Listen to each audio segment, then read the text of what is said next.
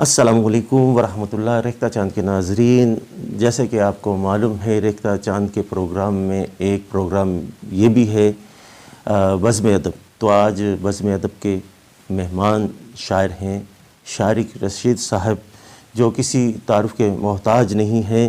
ان کی 4 کتابیں اس وقت منظر نامے پہ آ چکی ہیں۔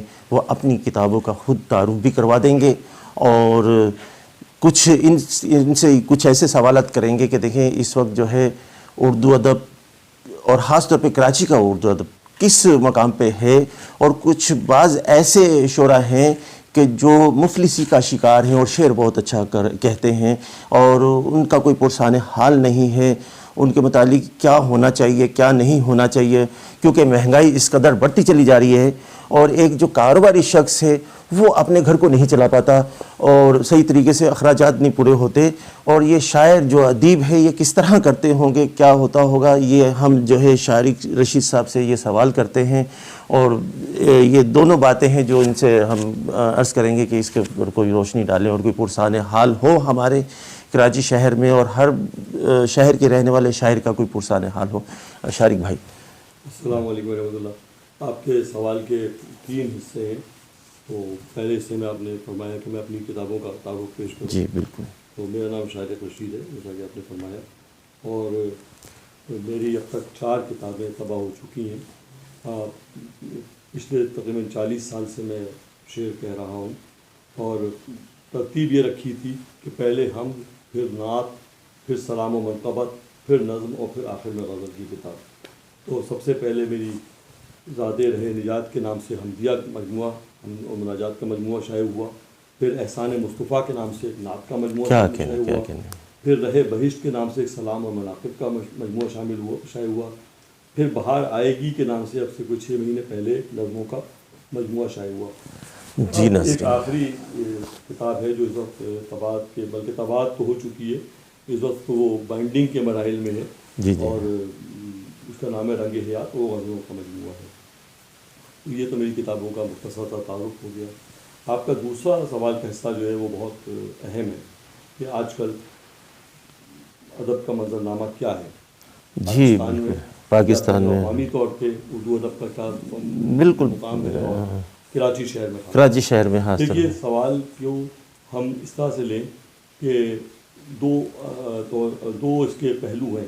ایک تو یہ ہے کہ کیا چیز تخلیق ہو رہی ہے، جہاں تک تخلیق کا تعلق ہے آپ اس بات کی طرف سے بالکل بے فکر رہیں، اور اللہ رب العزت کا بڑا احسان ہے کہ ادب بہت معیاری تخلیق ہو رہا ہے، کیا کہنے، اور بہت اچھے قلمکار ہیں جو کہ نثر اور نظم دونوں میں اپنے میدان میں بہت اچھا کام کر رہے ہیں، بہت عمدہ۔ اچھا، اور پھر روایتی انداز سے ہٹ کے شاعری ہو رہی ہے۔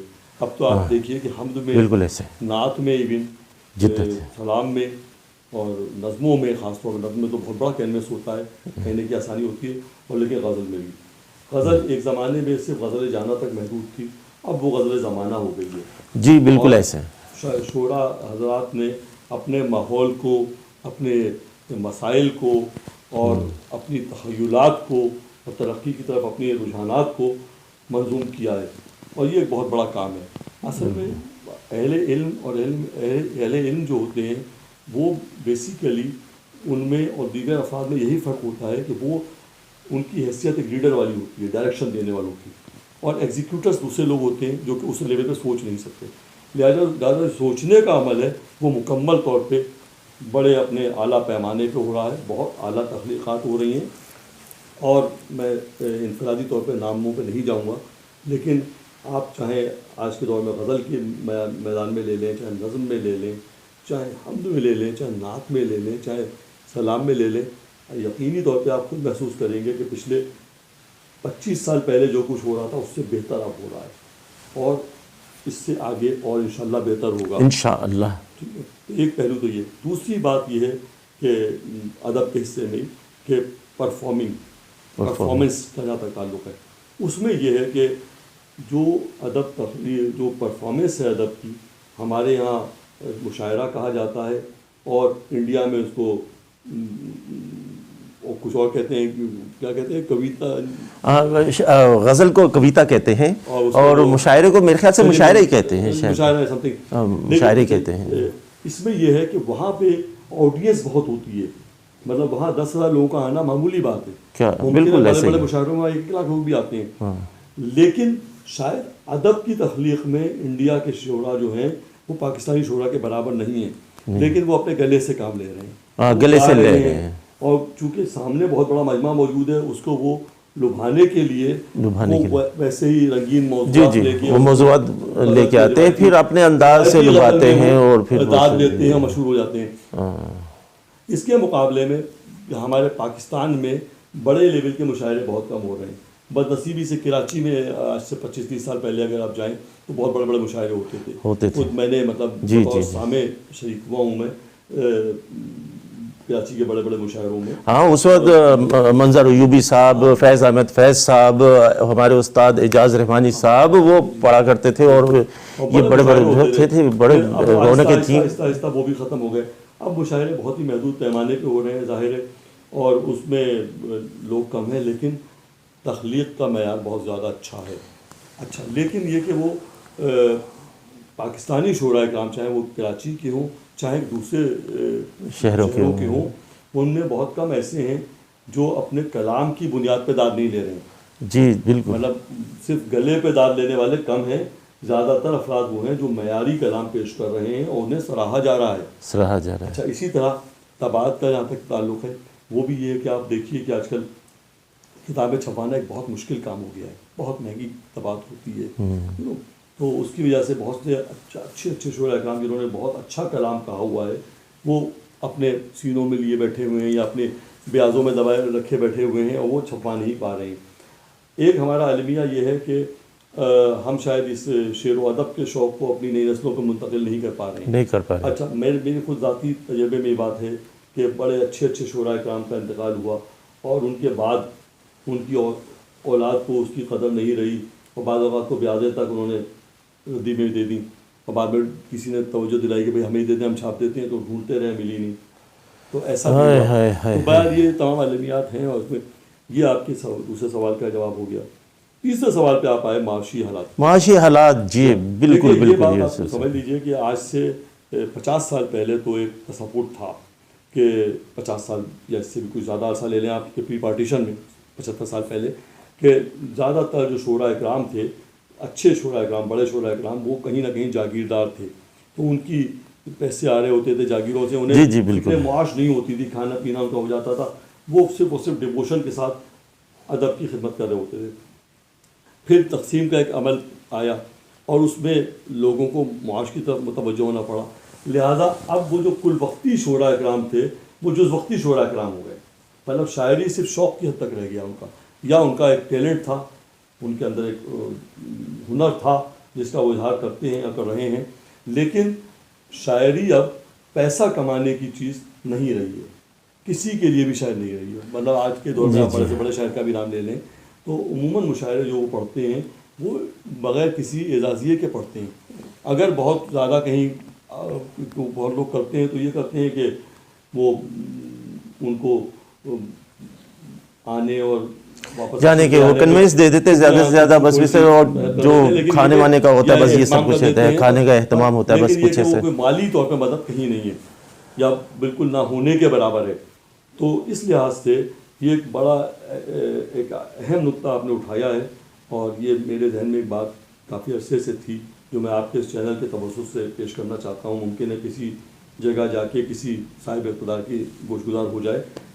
بھائی آپ دیکھیے کہ کرکٹ کے کھلاڑیوں کو پروموٹ کرتی ہے حکومت، ہاکی کے کھلاڑیوں کو کرتی ہے پروموٹ کرتی ہے، دوسرے کھیلوں کو کرتی ہے، دوسرے شعبوں کو کرتی ہے، تو ادب کو کیوں نہیں کرتی؟ حکومت کی طرف سے کوئی ایک پینل بنا دیا جائے، بڑے، حالانکہ ادب جو ہے وہ تہذیبیں بناتی ہے، بالکل بڑے جید نثر نگاروں اور نظم نگار شعراء اکرام کے پینلز بنا دیے جائیں، ان سے کہا جائے کہ جناب آپ کو یہ ذمہ داری ہے کہ آپ اسکرین کریں گے، آپ کا کوئی کرائٹیریا ہوگا، اس کرائٹیریا کو جو میٹ کر رہا ہوگا اس کو ہم شاید تسلیم کریں گے، اور اس کو پھر ہم اتنا اعزازیہ دیں گے، جی لوگ فکر معاش سے بے فکر ہوں گے اور ادب اور معیاری تخلیق ہوگا۔ ورنہ یہ کہ آپ سمجھیے کہ جز وقتی اگر شاعری ہو رہی ہے تو تو اس میں ٹھیک ہے جیسے میں نے پہلے عرض کیا کہ بہت معیاری بھی ہو رہی ہے، لیکن یہ کہ جو ہر چیز وقت مانگتی ہے. آپ کوئی بھی کام کریں تو اس میں آپ کو وقت درکار ہوتا ہے. اگر ایک شخص صبح سے شام تک معاش میں ہی مصروف ہے اور وہ تھکے دماغ کے ساتھ 14 گھنٹے 12 گھنٹے 15 گھنٹے کے بعد گھر میں داخل ہوا ہے تو کیا شعر تخلیق کرے گا اور کیا کہے گا؟ تو اس لحاظ سے یہ حکومتی سطح پہ اس کو ضرور توجہ دی جانی چاہیے کہ آپ ایسا نہیں کہ جس کا نام لے دیا جائے کہ فلاں شاعر تو آپ نے شاعر مان لیا اس کو، نہیں. آپ کوئی کرائٹیریا بنائیں. کوئی پہلے آپ یہاں پہ بڑے بڑے نام ہیں کراچی میں، لاہور میں، اسلام آباد میں، پورے پاکستان میں، آپ ان کا پینل بنا دیں. وہ پینل ان کے تخلیقات کو چاہے وہ تباہ شدہ ہوں چاہے غیر مطبوعہ ہوں، وہ ان کو اسکرین کرے اور اس طرح کے یہاں معیار ہے یا یہ قابل ہیں.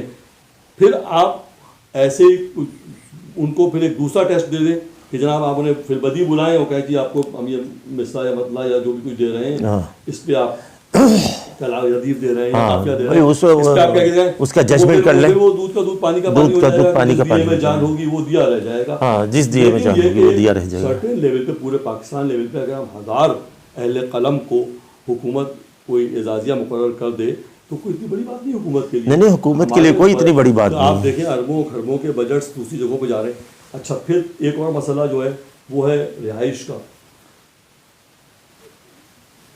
ہونا یہ چاہیے کہ کوئی ہر بڑے شہر میں کوئی ہاؤسنگ سوسائٹیز کے کوآپریٹو ہاؤسنگ کی ترقی بنائی جائیں اور اس میں پلاٹس دیے جائیں اہل قلم کو. فائدہ اور بے شک اس کو نان ٹرانسفریبل کر دیں. آپ کہ وہ جس کے نام الاٹ ہو رہا ہے یا وہ رہے گا یا اس کے بعد اس کے بچے رہیں گے وہاں پہ. ہاں بالکل. لیکن وہ مزید اس کو ٹرانسفر نہیں کر سکتا، وہ فروخت نہیں کر سکتا کسی کا. لیکن ایک تو ان کو سر چھپانے کو جگہ مل جائے گی، دوسرے یہ کہ ایک ہی ویسینٹی میں اتنے سارے اہل علم اور اہل ادب قریب قریب آ جائیں گے کہ وہ دیکھیں جیسے پہلے ایک زمانے میں پاک ٹی ہاؤس کا کنسیپٹ تھا یا لوگ ایک جگہ مل کے بیٹھتے تھے، بات کرتے تھے، خیالات کا تبادلہ ہوتا تھا، پھر تخلیقات کا معیار بڑھتا تھا. وہ چیز شروع ہے. اب آپ یہ دیکھیے کہ ٹھیک ہے آسانیاں پیدا ہو گئیں فون سے، واٹس ایپ سے، انٹرنیٹ سے، فیس بک سے، لیکن اب بھی ایک دوسرے سے فیس ٹو فیس ملنا بہت مشکل ہے. اس کراچی شہر میں آپ دیکھ لیں کہ جو شخص لاڈھی میں رہتا ہے وہ رنگی جانے میں کتنا ٹائم کنزیوم کرے گا، واپس آنے میں کتنا کرے گا. تو وہ ایک جو استاد سے فیض حاصل کرنا، لوگوں سے کسب علم کرنا، وہ آسان نہیں رہا ہے.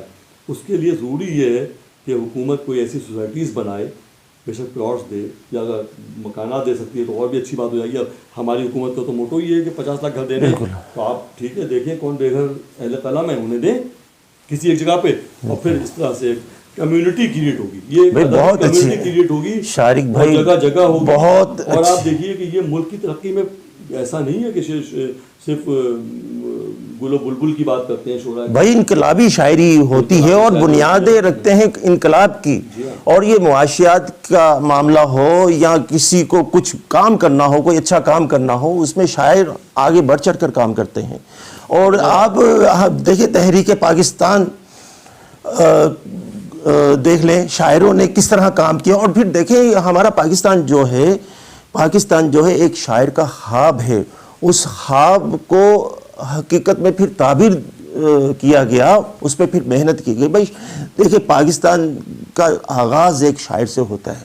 میں ارباب اختیار سے یہ درخواست کر رہا ہوں کہ اپنے شاعر